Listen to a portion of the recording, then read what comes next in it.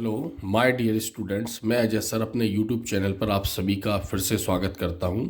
आज हम पढ़ने जा रहे हैं क्लास 12th केमिस्ट्री का चैप्टर 9 उपसहसंयोजी यौगिक कोऑर्डिनेशन केमिस्ट्री। और इसमें आज हम पढ़ने वाले हैं रिक्त स्थान की पूर्ति कीजिए। इस चैप्टर में से ऑब्जेक्टिव जिस रूप में भी पूछे गए हैं, जैसे बहुविकल्पीय प्रश्न या फिर एक शब्द या वाक्य में उत्तर दीजिए या मैच द कॉलम सही जोड़ी बनाइए, जितने भी प्रकार से क्वेश्चन इस चैप्टर में से इंपॉर्टेंट अब तक पूछे गए उन सभी क्वेश्चनों को हम आज रिक्त स्थान की पूर्ति के रूप में पढ़ेंगे। पहला क्वेश्चन है ईडीटीए। एक एग्जाम में पूछते हैं ईडीटीए एक खाली स्थान लिगेंड है, यानी ईडीटीए एक खाली स्थान लिगेंड है। तो ईडीटीए का फुल फॉर्म होता है एथिलीन डाईएमीन टेट्रा एसीटेट। तो यहाँ पर ईडीटीए के पास 6 लोन पेयर ऑफ इलेक्ट्रॉन यानी 6 एकांकी इलेक्ट्रॉन युग्म होते हैं। तो 6 एकांकी इलेक्ट्रॉन युग्म देने के कारण इसका नाम पड़ा है हेक्सा, और दंतुर मतलब दाता देने वाला, हेक्सा दंतुर लिगेंड, या हम इसको षष्ठ दंतुर लिगेंड भी कहते हैं। नेक्स्ट सेकंड क्वेश्चन देखते हैं। CuNH3 होल 4 इसके ऊपर चार्ज है +2 में कौन सा संकरण होता है? तो यहाँ पर जो कॉपर है 2 इलेक्ट्रॉन देता है। हम सभी जानते हैं कॉपर की अंतिम कक्षा का इलेक्ट्रॉनिक विन्यास 3d10 4s1 होता है। तो यहाँ कॉपर 4s का एक इलेक्ट्रॉन देता है, निकाल रहा है, और d से एक इलेक्ट्रॉन निकाल रहा है। तो ऐसे 3d9 हो जाएगा। d का एक इलेक्ट्रॉन आगे 4p में चला जाता है, जिस कारण कॉपर में एक d ऑर्बिटल खाली हो जाता है, एक s ऑर्बिटल खाली रहता है और 2 p ऑर्बिटल खाली रहते हैं, जिस कारण इसका इलेक्ट्रॉनिक विन्यास dsp2 होता है। नेक्स्ट तीसरा क्वेश्चन देखते हैं। FeCN होल 6-4 की आकृति खाली स्थान होती है। तो FeCN होल 6, तो यहाँ पर संकुल यौगिक में जब भी केंद्रीय धातु से 6 लिगेंड जुड़े होंगे तो उसकी आकृति हमेशा अष्टफलकीय होती है। तो इसकी आकृति हमेशा अष्टफलकीय होगी। और हमें ये भी ध्यान रखना है, इसमें कभी कभी संकरण के बारे में भी पूछता है कि FeCN होल 6 या ऐसे संकुल जिसमें केंद्रीय धातु से 6 लिगेंड जुड़े हैं उनका संकरण बताइए, यानी केंद्रीय धातु में कौन सा संकरण होना चाहिए। तो ध्यान दें, संकरण निकालने के लिए हमें केंद्रीय धातु का परमाणु क्रमांक और उसका इलेक्ट्रॉनिक विन्यास का नॉलेज होना चाहिए। अगर केंद्रीय धातु के प्रारंभ के यानी पहले के 2 d ऑर्बिटल अगर भाग लेते हैं तो इसका जो संकरण आता है वो D2sp3, और अगर बाहर के 2 d ऑर्बिटल भाग लेते तो संकरण आएगा sp3d2। नेक्स्ट क्वेश्चन हम देखते हैं। NiCO होल 4 का IUPAC नाम लिखिए। NiCO होल 4 का IUPAC नाम लिखिए। तो हम सभी जानते हैं यहाँ पर CO जो है इसका नाम कार्बोनिल है, और वैसे कार्बन मोनोऑक्साइड है, बट उपसहसंयोजी यौगिकों में अल्फ्रेड बर्नर ने इसको कार्बोनिल के नाम से जाना। तो CO होल 4 यहाँ पर 4 जुड़े हुए हैं, तो 4 के लिए आएगा टेट्रा, CO का नाम कार्बोनिल, और Ni से आएगा निकल, टेट्रा कार्बोनिल निकल। हम सभी जानते हैं अगर किसी संकुल यौगिक में बाहर धनायन या ऋणायन क्षेत्र नहीं है और केवल संकुल यौगिक का अगर हमें नाम लिखना है तो पहले लिगेंड का नाम, लिगेंड के नाम के पहले उसकी संख्या लिखेंगे, उसके बाद हम केंद्रीय धातु का नाम लिखकर उसकी ऑक्सीकरण संख्या बताएंगे। यदि वो इलेक्ट्रॉन नहीं भी दे रहा है तो ऑक्सीकरण संख्या 0 बताना भी आवश्यक है। तो NiCO होल 4 का IUPAC नाम टेट्रा, CO का नाम कार्बोनिल, Ni से आएगा निकिल, और इसने कोई इलेक्ट्रॉन नहीं दिया है क्योंकि ये उदासीन लिगेंड था, इसलिए इसकी ऑक्सीकरण संख्या 0 होगी। नेक्स्ट फिफ्थ क्वेश्चन देखते हैं। FeCN होल 6-3 में आयरन की ऑक्सीकरण संख्या बतानी थी। तो यहाँ पर हम जानते हैं कि जो Cn है उसके ऊपर चार्ज माइनस होता है और 6 Cn है यानी -6, बराबर में ये चार्ज आएगा -3, तो -6 में से -3 लेस हो जाएगा, तो ऐसे 3 आएगा। आयरन को x मानेंगे तो x की वैल्यू यहाँ पर +3 आएगी, तो ऐसे लोहे के ऊपर जो चार्ज होगा वो +3, तो यहाँ पर आयरन की ऑक्सीकरण संख्या +3, यानी इस यौगिक में आयरन ने 3 इलेक्ट्रॉन दिए हैं। छठवां क्वेश्चन। टेट्रा एथिल लेड मतलब C2H5 होल 4 Pb, 4 मतलब टेट्रा और C2H5 का नाम एथिल, टेट्रा एथिल लेड एक खाली स्थान यौगिक है। तो यहाँ पर पूछेगा खाली स्थान यौगिक है, तो हम जानते हैं ये कार्बधात्विक यौगिक है, क्योंकि यहाँ पर कार्बन सीधे धातु परमाणु से जुड़ा हुआ है, और हमने पढ़ा भी है कार्बधात्विक यौगिक वे यौगिक जिनमें कार्बनिक समूह का कार्बन परमाणु सीधे धातु परमाणु से आबंधित होता है, कार्बधात्विक यौगिक कहलाते हैं। तो बहुत सारे कार्बधात्विक यौगिक हमने पढ़े होंगे। 7वां क्वेश्चन CONH3 होल 5 BrSO4 तथा CONH3 होल 5 SO4 Br में कौन सी समाव्यता पाई जाती है? इसमें मैं समाव्यता बतानी है। तो हम सभी जानते हैं समाव्यता वे यौगिक जिनके अणुसूत्र एक समान तथा संरचना सूत्र भिन्न भिन्न होते हैं एक दूसरे के समावयवी कहलाते तथा यह घटना समाव्यता कहलाती है। तो हम यहाँ देख पा रहे हैं कि इन दोनों के सूत्र एक जैसे अणुसूत्र, यहाँ पर SO4 बाहर है, यहाँ पर Br बाहर है। तो जब इन यौगिकों को जल में विलय करते हैं तो ये यौगिक SO4 आयन यानी सल्फेट आयन देगा, SO4-2 आयन, और ये यौगिक जल में Br आयन देगा। मतलब दोनों से अलग अलग आयन उत्पन्न हो रहे हैं, इसलिए इन दोनों में आयनन समाव्यता पाई जाएगी। नेक्स्ट क्वेश्चन 8वां, विटामिन B12 एक खाली स्थान धातु का संकुल यौगिक है। तो विटामिन B12 में कोबाल्ट धातु होती है, तो हम ये कहेंगे कि विटामिन B12 कोबाल्ट धातु का एक संकुल यौगिक है। और कोबाल्ट क्या है? एक संक्रमण तत्व है। हीमोग्लोबिन खाली स्थान धातु का संकुल यौगिक है। तो हीमोग्लोबिन आयरन यानी लोहा धातु का संकुल यौगिक है। 10वां क्वेश्चन, क्लोरोफिल खाली स्थान धातु का संकुल यौगिक है। तो क्लोरोफिल मैग्नीशियम धातु का संकुल यौगिक है। अपस्फोटन रोधी के रूप में प्रयुक्त कार्बधात्विक यौगिक का नाम लिखिए। अपस्फोटन रोधी यानी ऐसे पदार्थ जो ईंधन में मिलाए जाते हैं, ईंधन का विस्फोट होने से रोकते हैं, यानी ऑटोमोबाइल यानी 2 व्हीलर और 4 व्हीलर में पेट्रोल और डीजल में मिलाए जाते हैं। अपस्फोटन रोधी यानी विस्फोट को होने से रोकते हैं। एंटी नॉकिंग कंपाउंड भी कहलाते हैं। तो यहाँ पर टेट्रा एथिल लेड यानी टेट्रा एथिल लेड, टेट्रा से T, एथिल से E और लेड से L आया, ठीक है। तो इसलिए इसको टेल भी बोलते हैं, टेट्रा एथिल लेड। इसका फॉर्मूला होता है C2H5 Pb। अभी हमने इसके बारे में ऊपर भी पढ़ा हुआ है। तो इसका उपयोग मोटर ईंधन में विस्फोट होने से रोकने के लिए इसको मिलाया जाता है। नेक्स्ट 12वां क्वेश्चन है CONH3 होल 4 Cl2Cl संकुल द्वारा जल में दिए गए कुल आयनों की संख्या बतानी है। तो हम सभी जानते हैं कि जो संकुल यौगिक हैं, संकुल यौगिक क्या होते हैं? जिनमें धातु और लिगेंड के मध्य उपसय संयोजी बंध होता है। उपसय संयोजी बंध में दो पदार्थों के ऊपर कोई आवेश नहीं आता है, तो बड़े कोष्टक में अंदर जो भी होगा वो केंद्रीय धातु होगा और लिगेंड होगा। तो अगर हम ऐसे यौगिकों को जल में विलय करते हैं तो इसके बाहर का जो क्षेत्र होता है वो जल में आयनित हो जाता है, बट संकुल के अंदर यानी स्क्वायर ब्रैकेट के अंदर जो धातु लिगेंड होते हैं वो उपसय संयोजी बंध द्वारा जुड़े होने के कारण आयनित नहीं होते हैं, यानी ये जल में भी अकेले आयन जैसा व्यवहार करते हैं। तो यहाँ Cl के ऊपर एक नेगेटिव चार्ज आएगा, इसके ऊपर पॉजिटिव चार्ज आएगा, यानी जल में 2 आयन ही केवल बनेंगे, इसलिए इसकी संख्या कितनी होगी? 2। Next question 13, K3FeCN whole 6, K3FeCN whole 6 में आयरन की ऑक्सीकरण संख्या बतानी है। तो K प्रथम समूह का तत्व एक क्षार धातु है। प्रथम समूह के तत्वों की ऑक्सीकरण संख्या हमेशा +1 होती है। तो यहाँ पर K की संख्या +1 × 3 यानी +3, यहाँ इसको x मान लेंगे। Cn के ऊपर चार्ज -1, 6 Cn है यानी -6, Cn -6, Cn -1 और 6 -6, और यहाँ +1 × 3 यानी +3, तो 6 में से 3 जाएगा तो 3 बचेगा। तो यहाँ पर आयरन की ऑक्सीकरण संख्या 3 होगी। 14 question, CONH3 whole 5 NO2 Cl2 एवं CONH3 होल 5 NO Cl2 संकल द्वारा प्रदर्शित समाव्यता बतानी है। यहाँ पर तो हम देख रहे हैं यहाँ दोनों यौगिकों के अणुसूत्र एक समान हैं। तो जिनके अणुसूत्र एक समान होते हैं, संरचनाएं अलग अलग होती हैं, ऐसे ही गुण को हम समाव्यता कहते हैं और ऐसे यौगिक समावय भी कहलाते हैं। तो यहाँ हम देख पा रहे हैं कि यहाँ पर NO2 अटैच है और यहाँ पर ONO अटैच है। इसका नाम नाइट्रो होगा, इसका नाम नाइट्राइट होता है।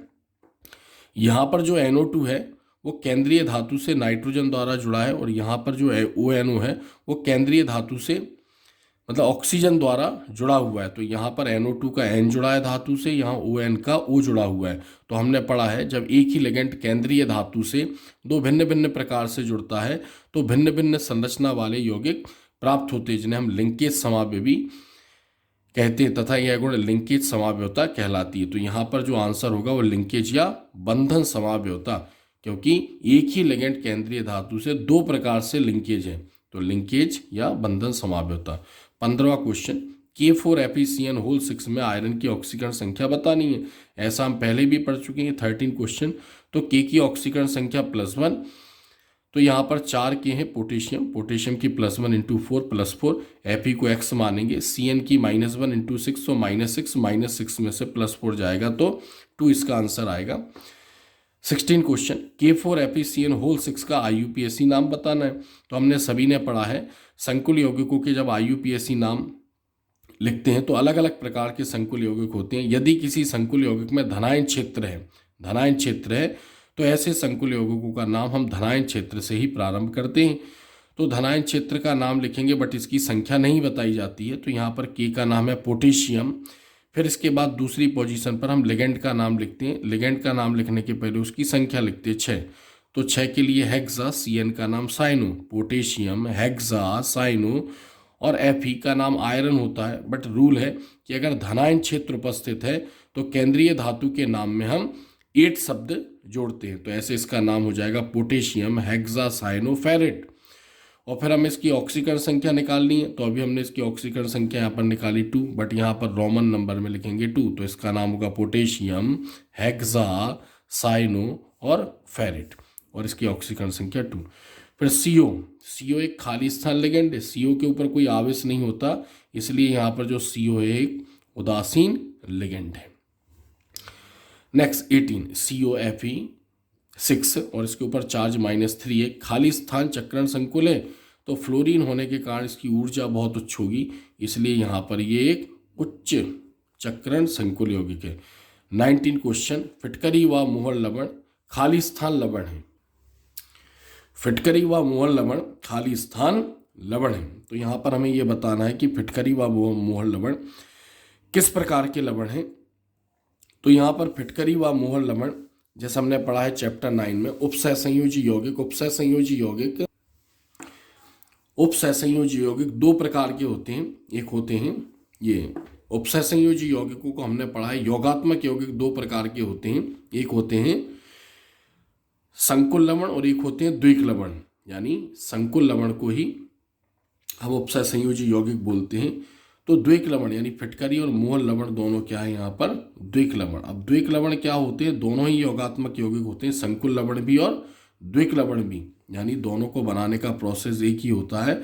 बट जो द्विक लवण होते हैं जब उनको जलीय विलयन में यानी जल में विलय किया जाता है तो पूर्णतः आयनित हो जाते हैं, और जो संकुल लवण होते हैं वो बहुत कम आयनित होते हैं। तो फिटकरी व मोहर लवण एक द्विक लवण है, क्योंकि जब इनको जल में विलय किया जाता है तो ये जलीय विलयन में अपने सभी घटक आयनों का परीक्षण देते हैं। 20वां क्वेश्चन, फेरोसिन व डाइबेंजीन क्रोमियम की संरचना खाली स्थान के समान होती है। तो फेरोसिन और डाइबेंजीन क्रोमियम दोनों की संरचना सैंडविच के समान होती है। फेरोसिन का सूत्र होता है C5H5 whole twice Fe, C5H5 whole twice Fe, और डाइबेंजीन क्रोमियम का फॉर्मूला होता है C6H6 होल ट्वाइस Cr।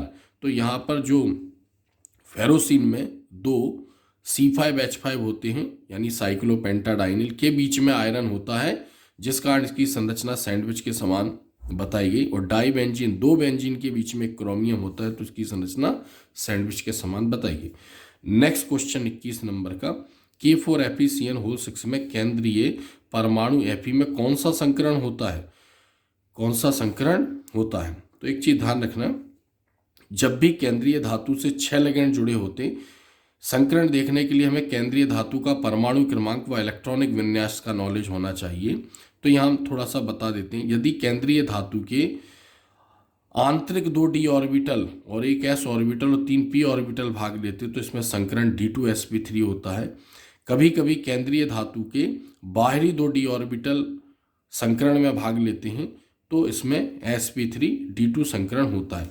कहने का मतलब यह है कि CN 6 जुड़े हुए हैं और हर CN 1 इलेक्ट्रॉन का जोड़ा इसको देगा, तो Fe रखेगा कहाँ उसको, तो Fe इलेक्ट्रॉन के जोड़े को रखने के लिए अपने आंतरिक 2 d ऑर्बिटल यूज करेगा, एक s ऑर्बिटल यूज करेगा और 3 p ऑर्बिटल यूज करेगा। जब आंतरिक d ऑर्बिटल खाली नहीं होते तो p के बाद के 2 d ऑर्बिटल यूज करता है, लेकिन तब संकरण होगा उसमें sp3d2। Next question 22, ZnNH3 whole 4 की आकृति कैसी होगी।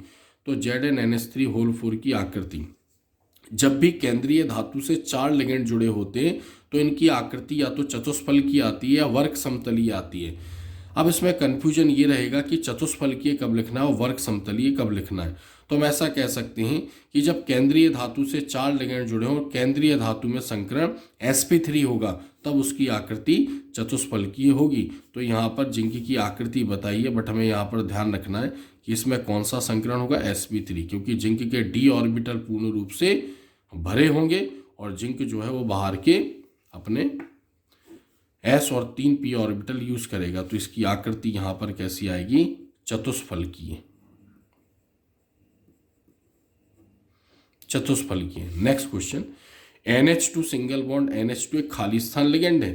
तो हम जानते हैं लिगेंड क्या होते हैं, जो इलेक्ट्रॉन का जोड़ा केंद्रीय धातु को देते हैं, यानी लॉन पेयर ऑफ इलेक्ट्रॉन देकर केंद्रीय धातु से उपसय संयोजी बंध बनाता है, उसको हम लिगेंड बोलते हैं। तो यहाँ NH2 के ऊपर एक इलेक्ट्रॉन का जोड़ा है, यहाँ पर एक इलेक्ट्रॉन का जोड़ा है, तो ये 2 इलेक्ट्रॉन के जोड़े दे सकता है, इसलिए यहाँ पर ये एक द्विदंतुर लिगेंड है।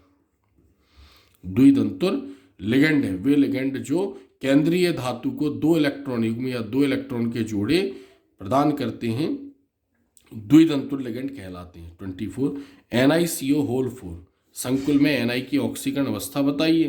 तो NiCO4 हम यहाँ देखते हैं कि जो CO है वो एक उदासीन लिगेंड है। CO क्या है, यहाँ पर उदासीन लिगेंड है, और उदासीन लिगेंड है यानी यहाँ पर निकेल इसको कोई भी इलेक्ट्रॉन नहीं देगा। तो यहाँ पर NiCO4, जैसे अभी हमने इसके बारे में ऊपर भी पढ़ा था, जैसे इसका IUPAC नाम 4th नंबर पे इसका IUPAC नाम जब हमने लिखा था तब भी हमने इसकी ऑक्सीकरण संख्या बताया था कि 0 होती है, क्योंकि ये उदासीन लिगेंड है। तो यहाँ पर इसकी ऑक्सीकरण अवस्था कितनी होगी, 0 होगी। नेक्स्ट 25 NiCO4 में खाली स्थान संकरण होता है, मतलब यौगिक में कौन सा संकरण है, या फिर निकेल यानी केंद्रीय धातु में कौन सा संकरण होता है।